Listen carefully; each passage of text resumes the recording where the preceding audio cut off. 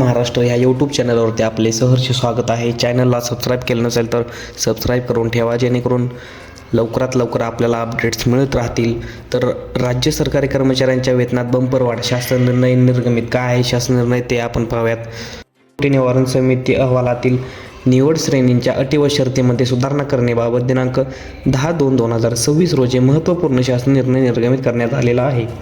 सदर शासन निर्णयानुसार नमूद करण्यात आले आहे की वेतन त्रुटी निवारण समिती 2024 यांच्या अहवालातील राज्य शासनाने स्वीकृत केलेल्या शिफारशीनुसार महाराष्ट्र नागरी सेवा सुधारणा वेतन नियम 2019 प्रमाणे सुधारित वेतन असणाऱ्या राज्य शासनाच्या सेवेतील गट अ मधील पदोन्नतीचे पद उपलब्ध नसलेल्या तसेच एकाकी पद संवर्गासह 4 पेक्षा कमी पदसंख्या असलेल्या संवर्गाच्या बाबतीत मंजूर पदे संख्येच्या 25% प्रमाणित अट याद्वारे पद उपलब्ध नसलेल्या एकाकी पद संवर्गासह 4 पेक्षा कमी पदसंख्येच्या संवर्गातील एका पदाला निवड श्रेणी वेतन स्तर अद्वितीय राहील असे नमूद करण्यात आले आहे।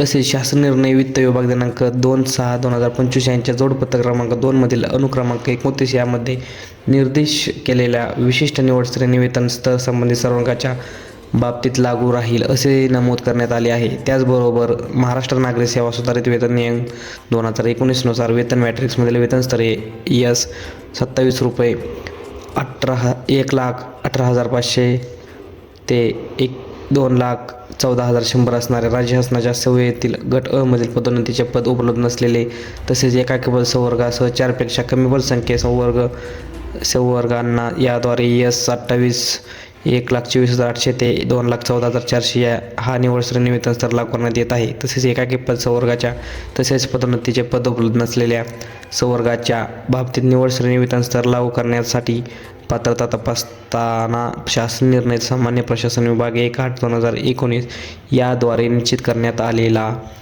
कार्यपद्धती व पात्रतेच्या अटी व लागू राहतील असे नमूद करण्यात आले आहे।